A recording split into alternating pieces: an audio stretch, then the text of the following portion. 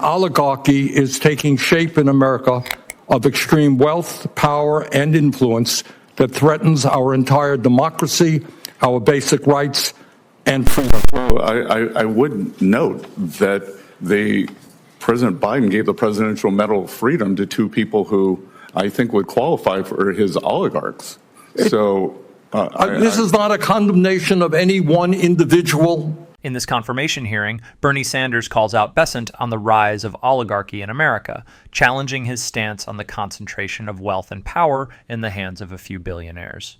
Sanders doesn't hold back, pointing out the disturbing reality of wealth inequality and the growing influence of figures like Musk, Bezos, and Zuckerberg, who now control more wealth than half of the American population combined. The tension escalates as Bessent brings President Biden into the conversation.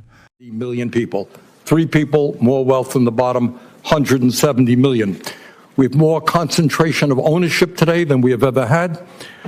We have more concentration of ownership in the media, where a handful of billionaires like Musk, Bezos, Rupert Murdoch increasingly own the media and the information that the American people receive.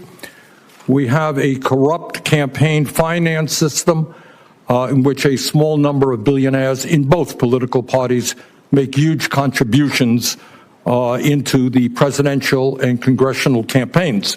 All right, so here's the deal. Bernie Sanders isn't holding back. He's questioning the idea of an oligarchy in America and calling out Bessent over his stance on wealth inequality. But it gets even juicier when he brings President Biden into the mix. Well, I would note that President Biden gave the Presidential Medal of Freedom to two people who I think would qualify for his oligarchs. On January 17, 2025, President Biden awarded the Presidential Medal of Freedom to George Soros, with his son, Jonathan Soros, accepting the honor on his behalf. Accepting on behalf of George Soros is Alex Soros.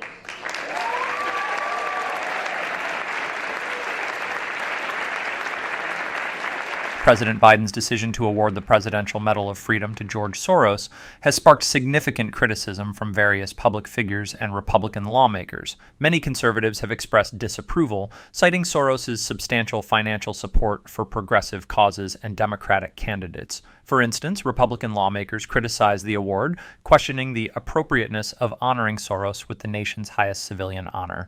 Trump said he wants to cap credit card interest rates at 10%. I agree with him. Will you be supportive of what Trump and I would like to do? When President Trump takes office, and if I am confirmed, I will follow what President Trump wants to do. Okay. Thank you.